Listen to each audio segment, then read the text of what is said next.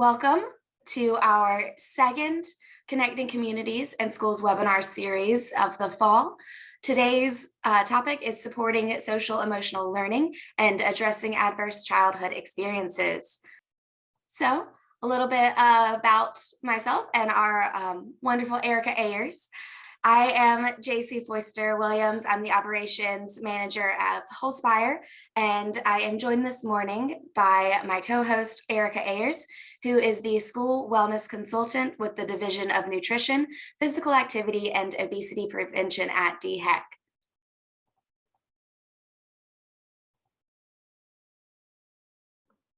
Hey, good morning, everyone. Thank you, JC.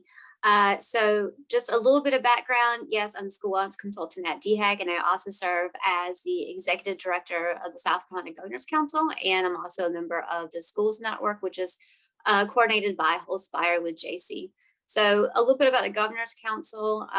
Its mission is to support the health and well-being of all South Carolinians through the advancement of physical activity. And currently they are focused on student health, which is why they have partnered with the Schools Network. The Schools Network is a statewide network of folks who are specifically working in the realm of healthy eating and active living support for our schools and our students so they can have access to healthy environments for learning. And so this collaboration, an example of this collaboration is this webinar series. And the purpose in the webinar series is to enhance collaboration between schools and communities using the whole school, whole community, whole child model as a framework to support student health. So why are we doing this? Just a brief look at some data at the state level. The snapshot shows that 60% of South Carolinians have experienced at least one adverse childhood experience. And then 20% of South Carolinians have experienced 4 or more adverse childhood experiences.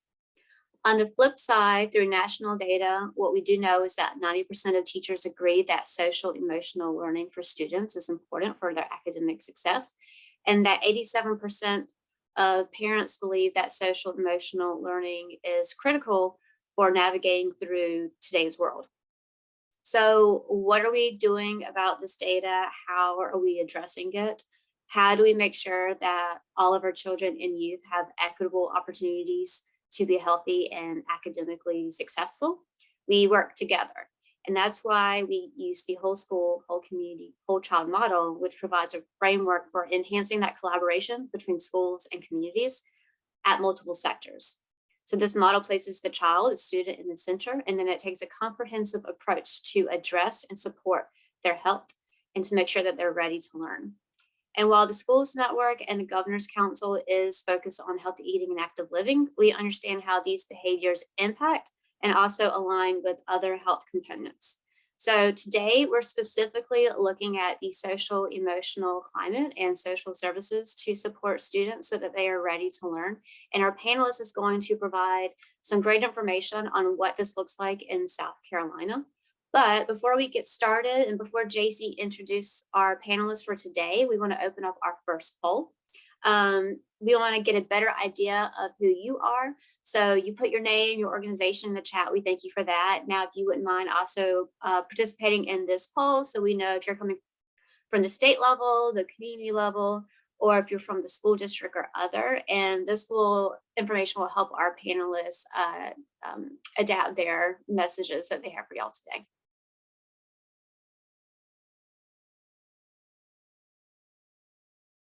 JC, I will turn it over to you as you watch this poll and get ready to introduce our panelists.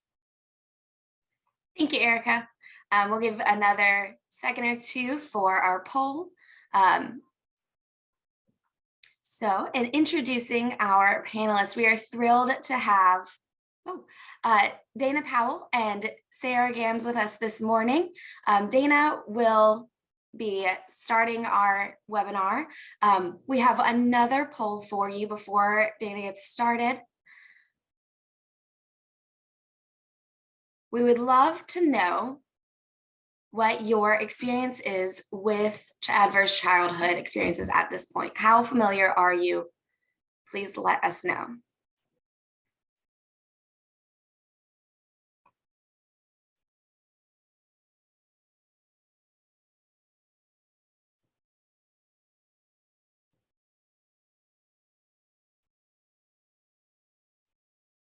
All right.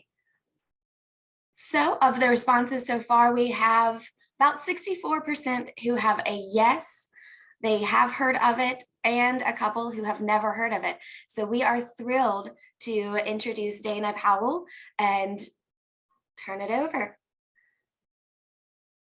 Thank you, JC. I appreciate that. So I'm here to give a crash course in understanding adverse childhood experiences, but then I'm going to leave you with some information on how you can learn more. So as JC said, I'm Dana Powell. I'm the training coordinator at Children's Trust, and we are the statewide organization focused on the prevention of child abuse and neglect. So adverse childhood experiences are really important to us in our work as we seek to prevent those things from happening whenever possible. If you want to go to the next slide, here's a little bit more information for you. This is child maltreatment data from the Department of Social Services from 2021.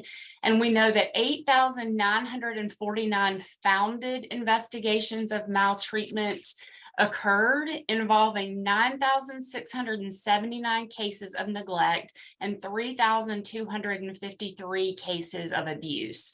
So we know, unfortunately, that there are a lot of kids experiencing different types of abuse and neglect happens much more often than abuse, although we don't always think of it that way. So on this next slide, I want to show you some other things that children may experience beyond abuse and neglect. You see here what we refer to as adverse childhood experiences. These come initially from a study that was done in the mid-1990s, and I won't get into all of the background of that, but they studied these 10 areas: physical, emotional, and sexual abuse, physical and emotional neglect, and then areas of household dysfunction. So did someone in the household suffer from a mental illness? Was there was there domestic violence? Did children experience the divorce or separation of parents? Was there an incarcerated relative from the home? And did anyone in the home deal with substance abuse? So when we talk about ACEs, these are really the 10 things that we're referring to, but we know that children experience lots of other types of adversity, and I'll talk about that a little bit more in just a minute. But let's look next at how common these things are. Among South Carolinians between the ages of 19 and 90, 60% reported having experienced at least one of those adverse childhood experiences. We measure ACEs by what happened between birth and the age of 18. So when we survey adults, we're asking them to look back on what their experiences were as children. So this tells us that ACEs are common.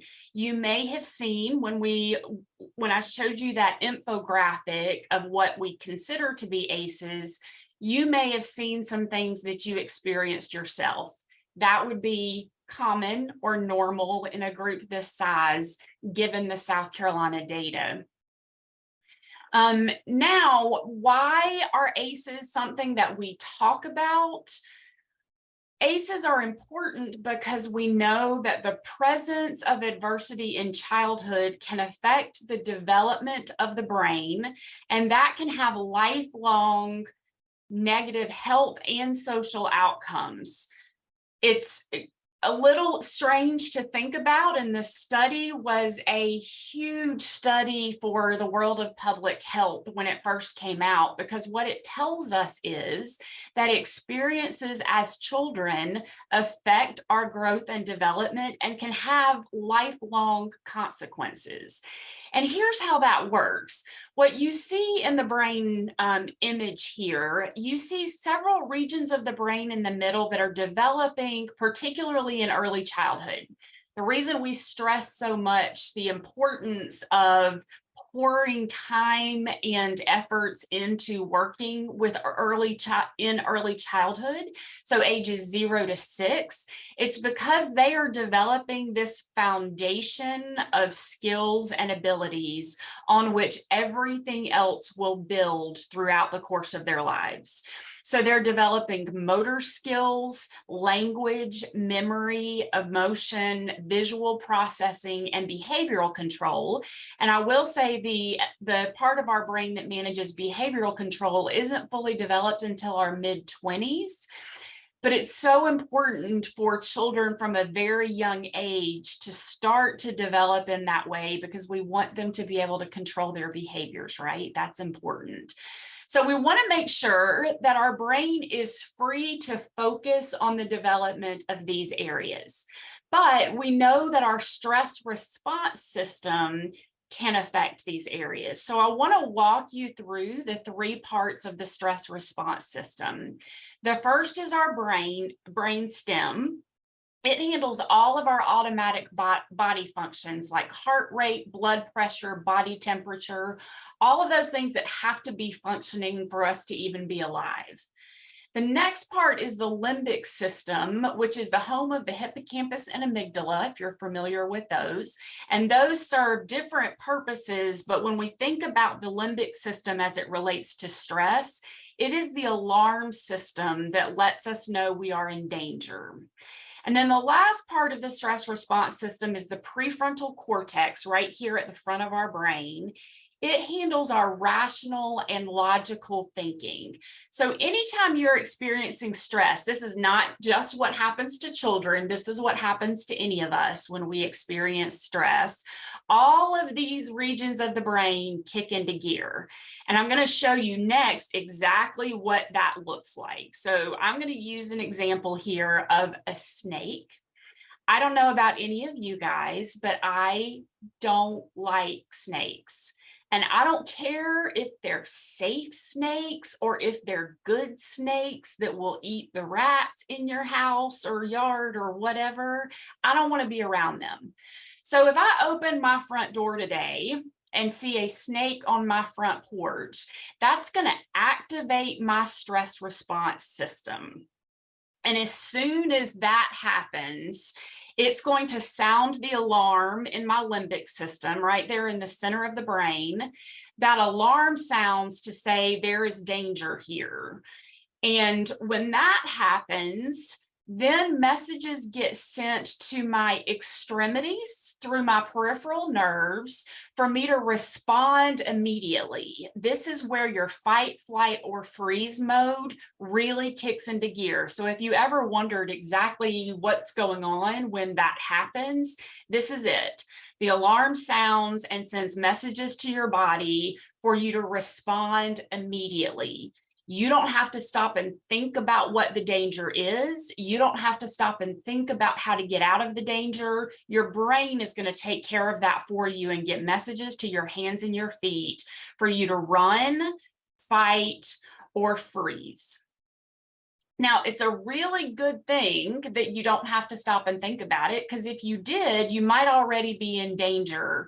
If the snake has a rattle in its tail or has stripes on it or has any of those things that a dangerous snake would have, if I had stopped to really investigate what kind of snake it was, by the time I did that, I may have already been bitten by the snake and it would be too late for me to have protected myself, right? So we don't want to have to stop and do that rational, logical thinking in that instant. We want to respond. But the next thing that happens is our prefrontal cortex kicks completely offline.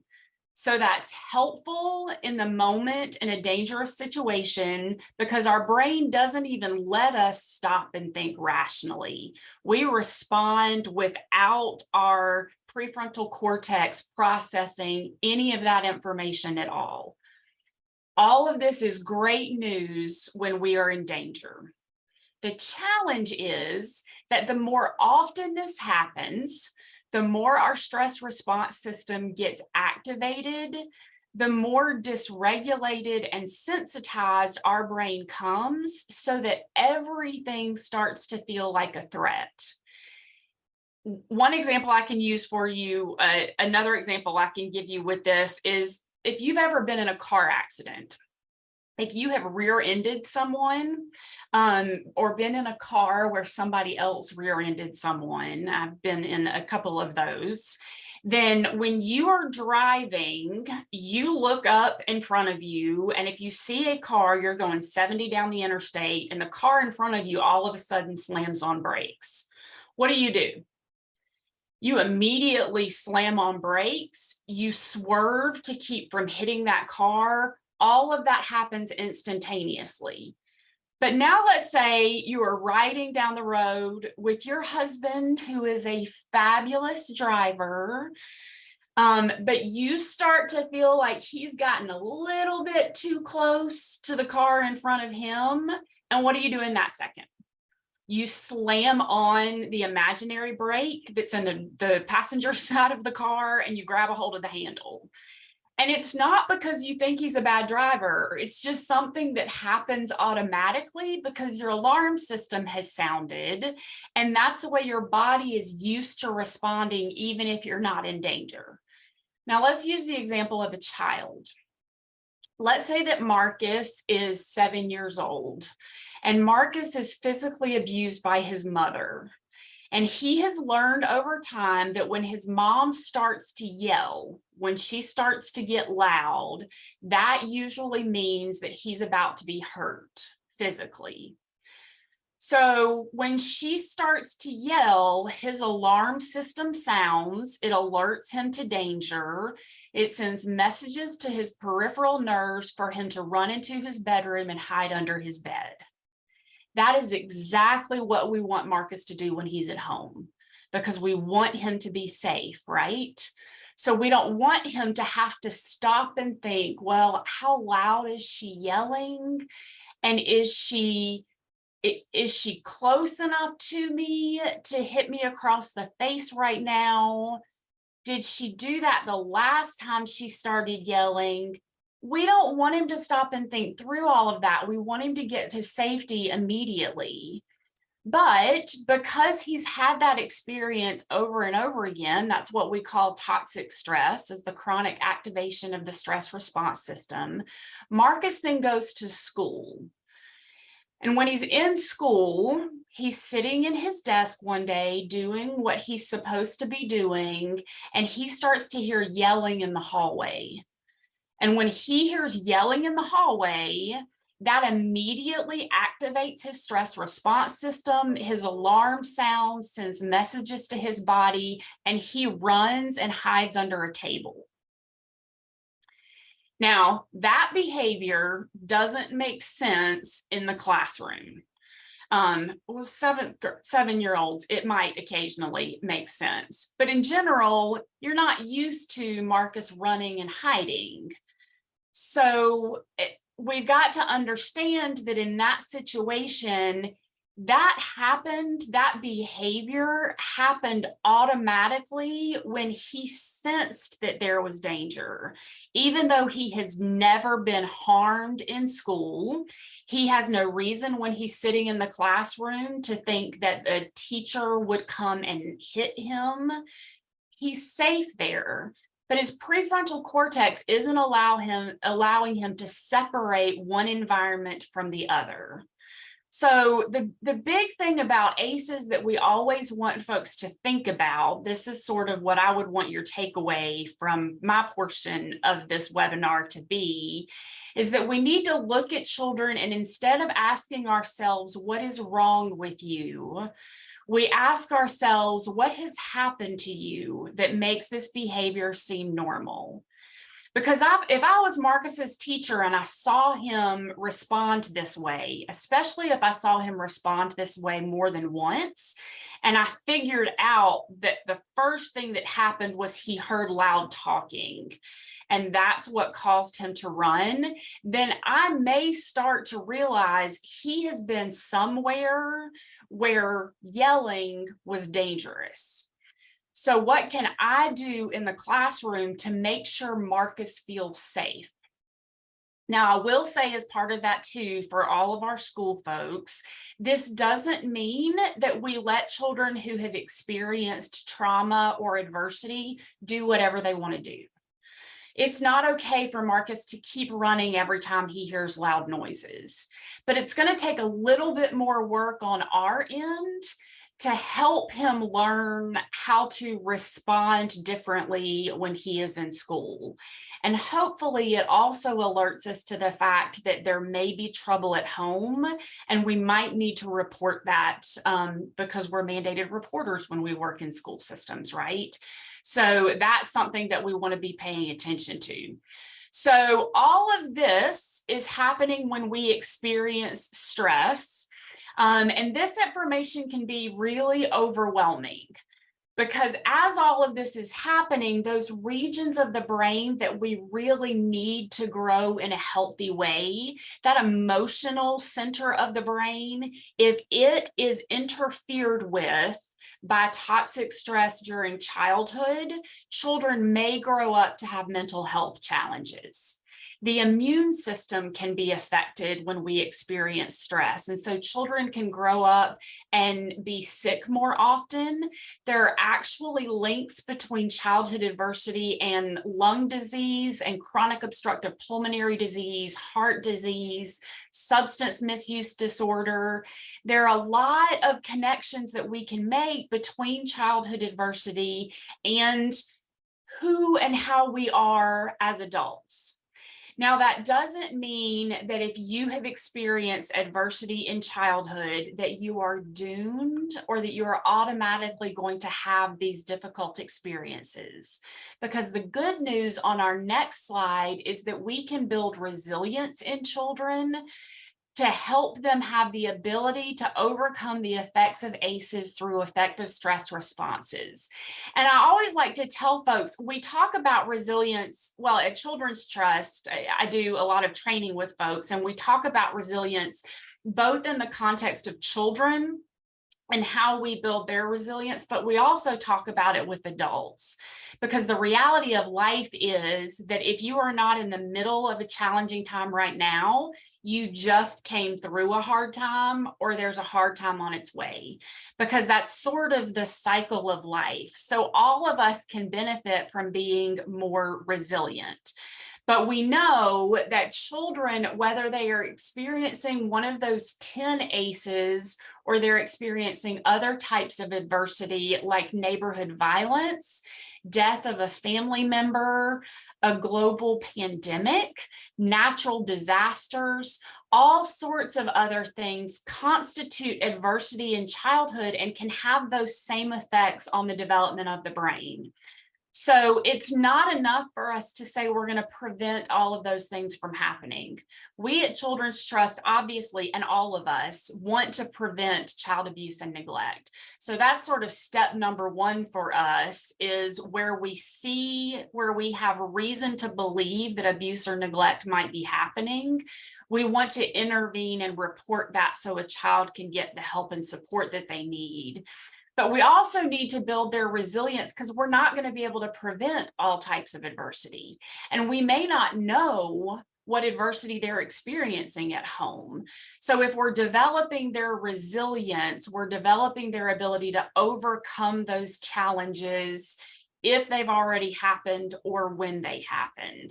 And we talk about resilience often in the context of protective factors and relationships. Relationships are actually one of the protective factors. And this is where I always like to kind of challenge everyone that it can take one competent, caring adult in the life of a child to help undo the harm of adversity. When we make sure as adults that children have as many positive childhood experiences as possible, that can actually negate the effects of those negative things. So all of us as adults who are around children of any age have a very important responsibility to help build their resilience and to let them know that not just that they are seen, There is a difference between us seeing people and them feeling seen. So you are all seeing me right now, but I don't feel seen unless you reach out to me personally and acknowledge me as Dana Powell. So we want to make sure that children are feeling seen and have those relationships in place, because that helps to build resilience. Now, this last slide that I have for you, before I turn things over to Sarah, and Sarah is going to give you some information on other ways that you can help build resilience, because social emotional learning is part of that. But I want to let you know about some other opportunities we have coming up so that you can learn more information about ACEs. First of all, we have a wonderful grant right now with the Department of Education. They recognize that it's a big deal for staff, teachers, administrators, bus drivers, cafeteria workers to understand ACEs and to understand what they can do to build that resilience. So they have provided us with a grant to do trainings of trainers for anyone who is affiliated with the Department of Education, any district across the state. We are training staff members to be able to deliver ACE trainings to folks within their district and within their community. So we've got 6 of those trainings that are coming up starting 2023. You can find out more information at, I saw in the chat box, the web link there for you. You can get more information about those. And we really encourage school districts to take advantage of that. That's a training that normally costs about $10,000. It's 2 days long. And for right now, for the next 8 trainings we have coming up, there is no cost for school folks. So we encourage you to take advantage of that opportunity. Then if you want further information on adverse childhood experiences, a more in-depth version of what I just gave you, on November the 17th, we're hosting a Learning Thursday. We do that on the 3rd Thursday of every month, but we alternate between a protective factors training and an ACE training. So on November the 17th, that's our next ACE training.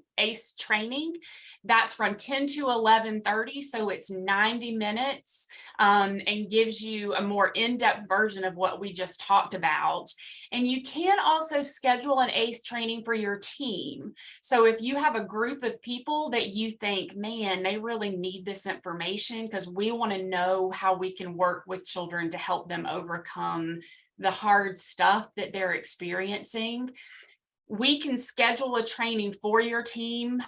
Right now, our training calendar for the rest of this year is pretty slammed full, because we also do a lot of trainings for the Department of Social Services.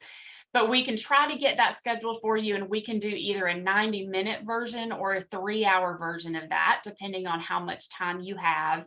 And those trainings are free also.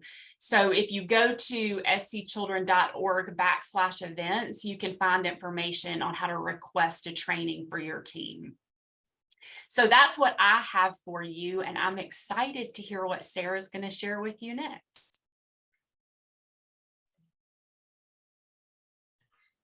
Thank you, Dana. That was incredible information. And we are very excited to look into those upcoming events that you've shared with us.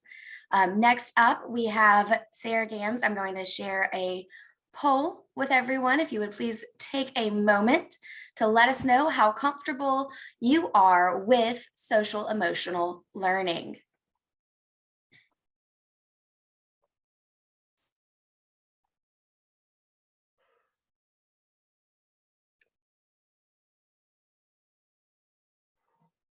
Okay, we'll give you about 10 more seconds.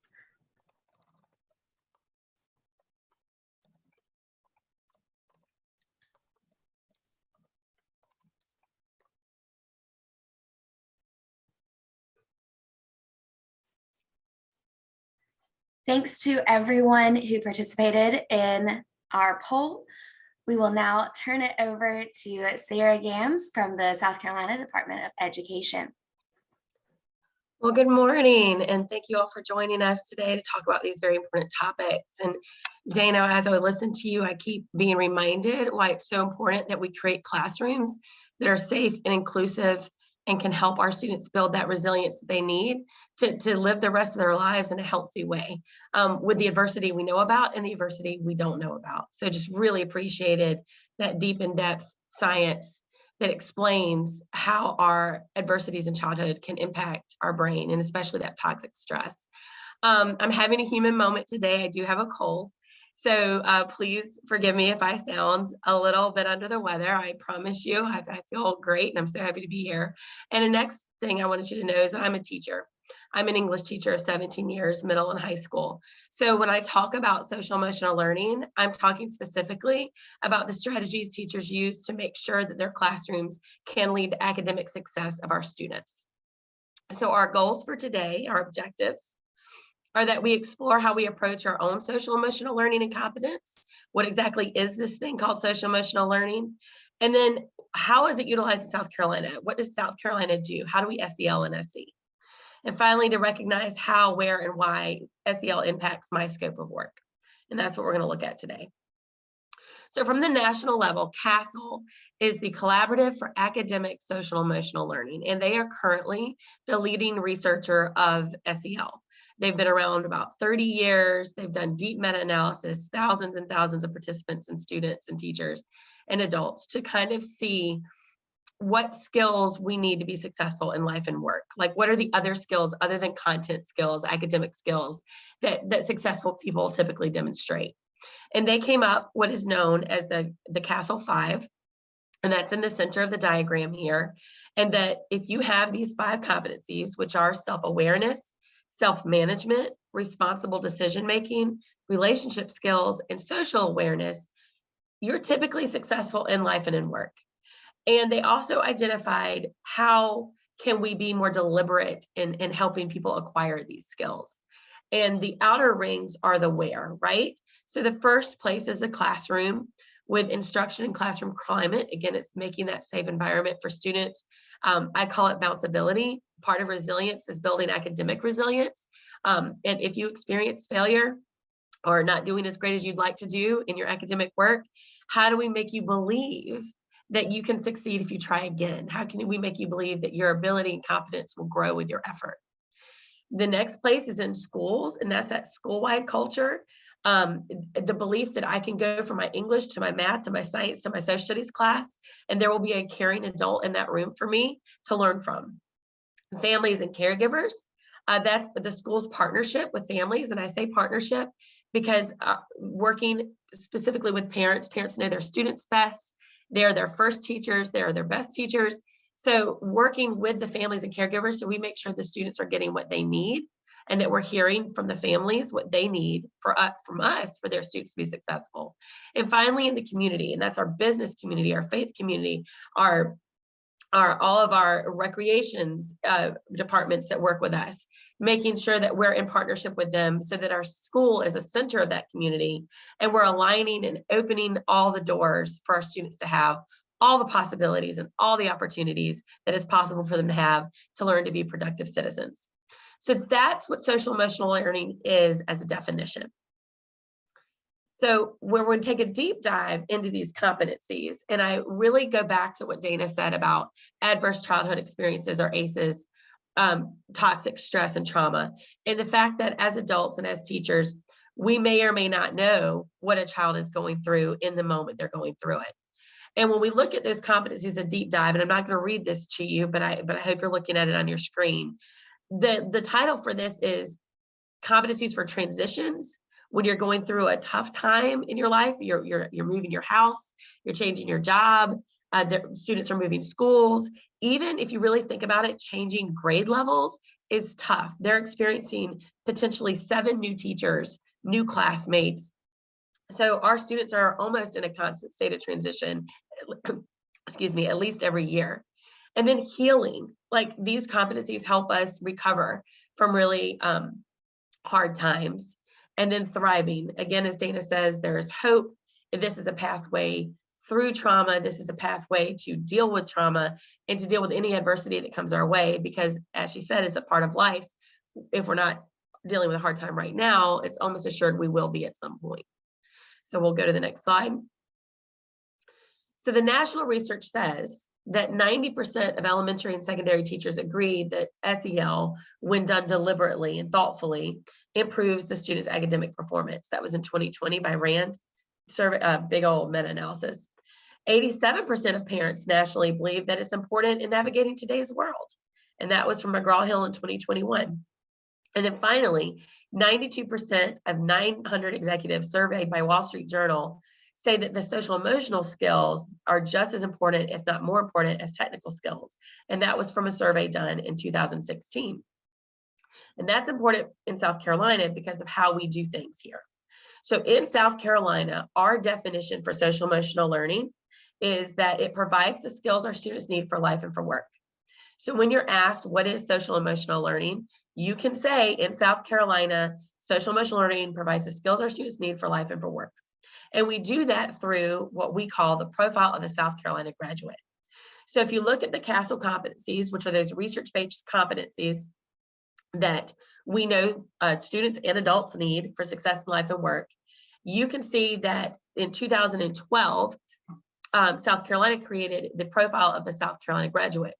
And that came about because our business community, our Commission of Higher Education, our families, our community members were coming to teachers and coming to educators, and they were saying, great job with the content, y'all, but really we need our students to have more skills than that. We need more than content. We need our students to be independent. We need them not to have to be micromanaged. We need them to be innovative. We need them to think critically. We need them to think creatively. We need them to be flexible. And where are all those skills? Like, how are you doing that? And, you know, as teachers, we didn't really have an answer for that.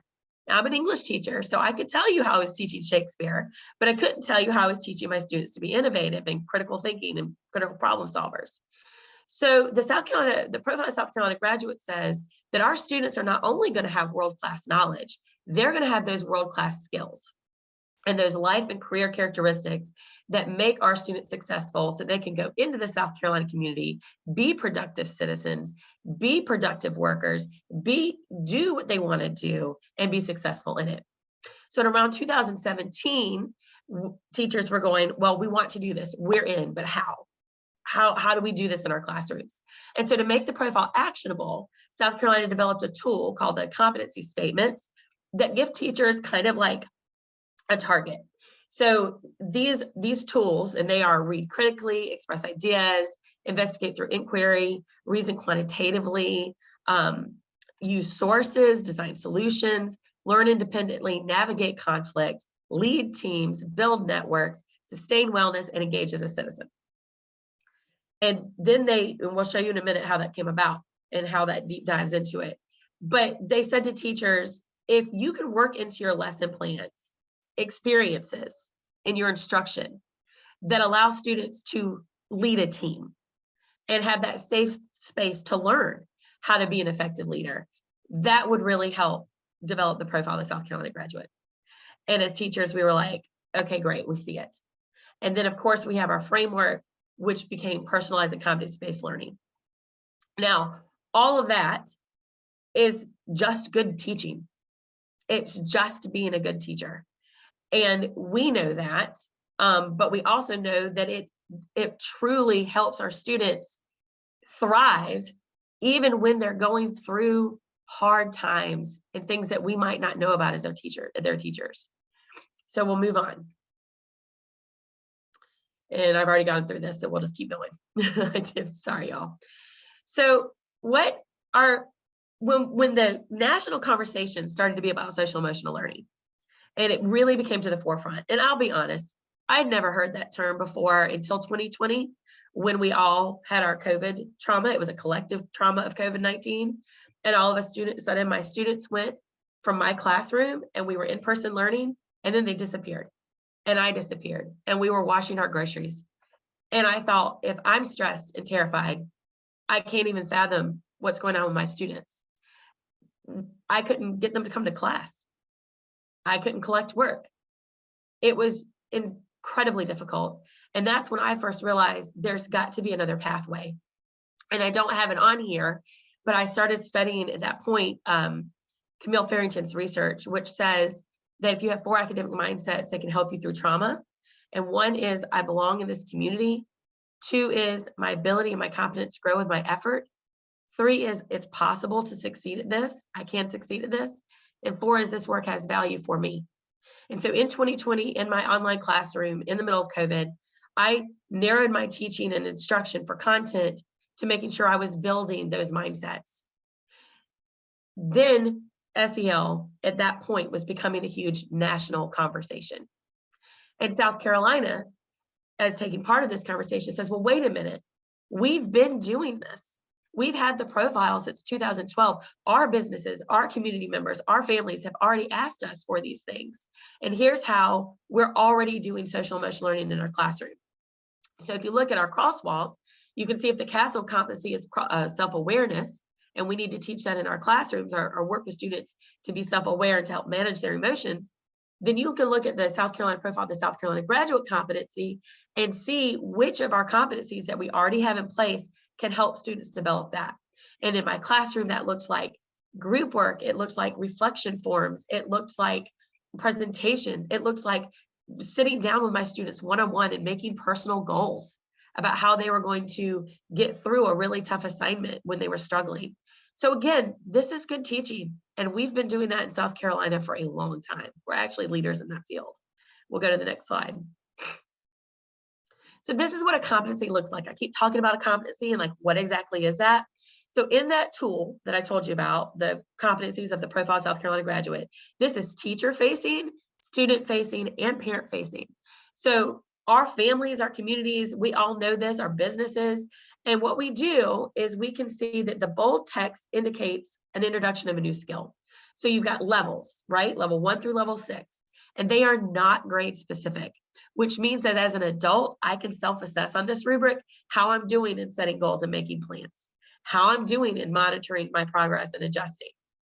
And when I took this new job at the State Department, I had to rethink how I was setting goals and making plans, because I wasn't thinking about the day-to-day anymore like I do as a teacher. I was thinking long-term and how did you have impact in lots of different spaces other than my classroom. And so it became a different way of thinking for me that I had to learn how to do. So I might have been a level 2 at the beginning of this job as an adult, and I set goals and make plans to move up in those levels. So adults can use this, parents, community members, business communities, but what it helps teachers do in our classroom to build that resilience is really let our students self-assess and empower them to think, I'm not really making plans, and maybe that's why I'm not getting my homework in. And if I'm going to get my homework in and try to be a productive student, then maybe I can set a goal. And we help them do that. And that is the crux of SEL. It's helping all of our students, no matter what their situations, make education possible so that they can be successful in academics and in life. Next slide. So if you want to learn more about personalized learning, my office is not the social emotional learning office. That's not what we do, but we have connected what South Carolina already does and has done to what the national conversation of social emotional learning is. And of course, in South Carolina, we do things our way for our students and our communities.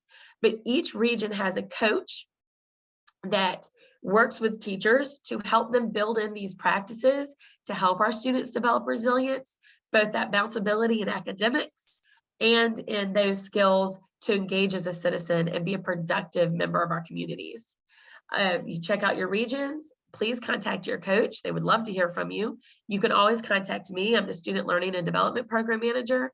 Happy to talk about social emotional learning and good teaching and how we make sure our students are successful in life and for work, and how we just do the things we need to do to make education possible for all of our students. Thank you.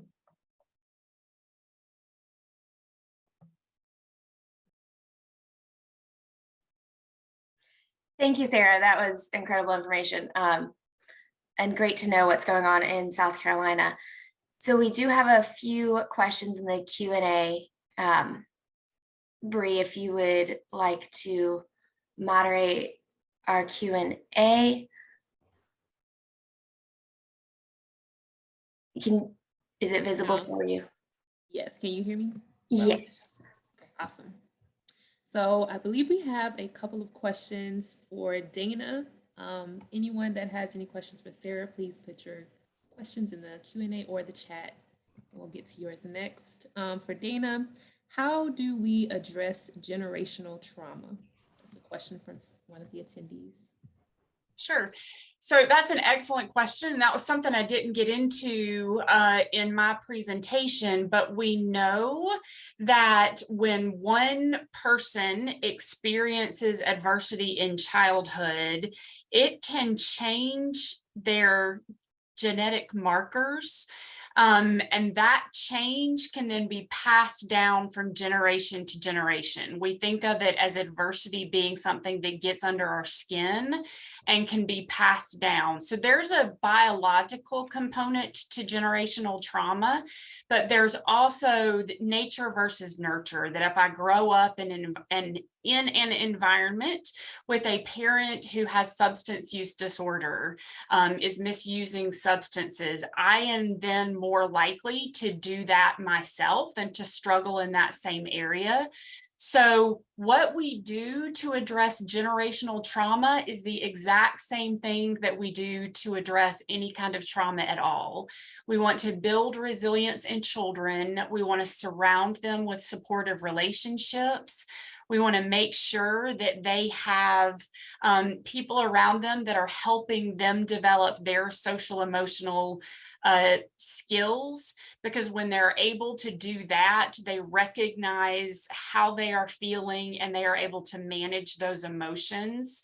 Then they become a successful adult who is less likely to fall into some of those same behaviors that they may have been exposed to as children. And that sounds like a really, I don't know if it sounds like an easy thing to do or not. It's not an easy thing to do. But with any type of adversity children experience, the number one thing that they need is, again, caring, competent adults that come around them and help them grow up to be people who will break those cycles. I will also say, related to that, that when we are developing children who will break those cycles, that means we're also creating a generation that will not continue to pass down those things. So we think of child abuse prevention as being working with parents so that they are more able to be the best parents they can be, but also because they are then growing children who will be less likely to abuse or neglect their own children. So that's sort of the crux. There's a lot more that I could say about generational trauma, but that's sort of a general answer for you. Thanks, Dana. And we have one more question for you as well. What if you do not work in a safe or supportive environment? How do you address this? So that's another good question. And I assume, based on the way that it's worded, and if I'm not right about this, correct me, that you're talking about if an adult doesn't work in a safe or supportive environment. That's an issue beyond what we would talk about related to children. So I think, I mean, my recommendation on that would be to work with your supervisors and see if there's a way that you can express your concerns about the workplace, so that changes can be made there. And if that doesn't happen, maybe finding a new job. I don't know if, Sarah, there's an element of social emotional learning that you would see as a component of that. Yeah, creating that it takes a lot of training, actually, to learn how to create an inclusive, supportive environment, and how to really listen to people, and how to validate people, and how to come from that strengths growth mindset space, which is when we think about leaders we gravitate to, they're leaders who we see value in us. And that's a created deliberately space. That's not accidental. That's a space that they create. So there are a lot of climate and culture workshops that are available. I think the Castle offers quite a bit of them. But if you're not in that position to make those changes and to operate from that growth mindset, like Dana said, talking to your supervisor, If it's a bad situation, reporting what has to be reported. We're mandatory reporters for ourselves as well as for our students. And then making sure that you're being open and honest with your supervisor about what you need to be successful in your workplace. But it is, that's very personal, and it's a very hard situation to be in, and I'm feeling for you right now. Thanks for tag teaming that question. Sarah, a question for you. How do we involve parents in SEL? Well, parents are at the very center of social emotional learning because they're the very center of their child's world. They know their student the best. And while we acknowledge that not all home environments are safe environments, and that's where the mandatory reporting come in, we're coming from a strengths-based mindset, and that families should be included in their child's learning and should be the first point of contact. So the first thing I would like to ask of parents is that we do our research and we know exactly what SEL is and what it's not. And we know how it's being used in my school and how it's not. As a teacher, I involved parents. I didn't even know I was doing it, but this is what SEL is. When I called parents on the phone and we talked about academic progress and we made a plan as a team for that student, that's how parents are involved in social emotional learning. It's that making a plan with the teacher, setting goals with that teacher, talking through the teacher about where their student is struggling or what their student really loves, letting us get to know them and their interests. That partnership is critical. So as parents, if you're involved in your child's education and you have those open lines with their teacher, you are doing SEL and you're doing it really well. But my ask and my challenge to all parents, especially parents who want these kinds of classroom environments, these safe classroom environments for their students, would be to be able to articulate what social emotional learning is, what it's trying to do, and how we do it here in South Carolina. Awesome. Thanks. I'm not seeing any more questions in the Q&A or the chats. Actually, there's one more question just popped up for you, Sarah. Is there a program that's geared towards parents learning about SEL? Janet, I think we can make that happen. So if you want to, I don't think South Carolina has one right now. Dana, do you do something at the Children's Trust? We do not. We do some training around protective factors, and there's a component of that on SEL because we know that we want parents to know how to recognize and manage their own emotions. So there's an element that we teach in regular trainings, but we don't have anything that's specifically geared to parents for SEL. Then I think that is a great idea, and we'll start working on developing that content, and we'll see if there's anything offered nationally. But I think if we did it here in South Carolina with our parents, and Janet, if you're interested in working on that with me, I'll throw my email back in the chat. I would be interested in forming that coalition and getting to start on that work. All right, thanks, Sarah and Dana. We're going to wrap up with our last few minutes. I'm going to turn it back over to JC or Erica. Thanks for the questions, everybody. Thank you, Bree, for facilitating the questions. Another big thank you to Dana and Sarah. I just want you to know, sitting back and listening, because I have to listen very carefully, right? Because I'm the one doing the slides, so I catch everything you say. But y'all are a dynamic duo. And if this was y'all's first time presenting together, I suggest y'all do it more often because you do a great job of telling us a story, right? Of the what, the how, the why. You tell all of it together. And I think it's amazing. And I think it's always important to have all of that information so that you can make the best informed decisions moving forward, right? So thank you again. Y'all have been awesome. For our attendees today, you will get a recording of today's session. So if you know colleagues who wanted to make it but couldn't, or you know folks who need to see this, or if you need to send this information to your supervisors to create those safe working environments, or your administrators to help create those healthy learning environments, then please share this with them. It also has not only great information, but great contact information for Dana and Sarah, as well as information on some upcoming training events that are available to y'all that we hope you take advantage of. So just a few housekeeping things. You will get a link to the evaluation once this Zoom video wraps up. If you want a certificate of participation, please complete that evaluation link so that you can receive your certificate. It will be sent out, I believe, separately.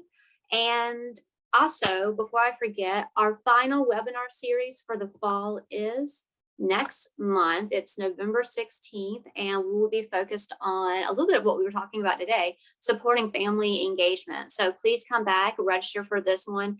The registration information will also be in your follow-up email. And then also stay tuned, because we're in the process of planning our webinar series for the spring, starting in January, taking us through May. So again, that's it for us. Thanks again for all of our attendees for spending some time with us this morning. And again, a big thank you to Dana and Sarah.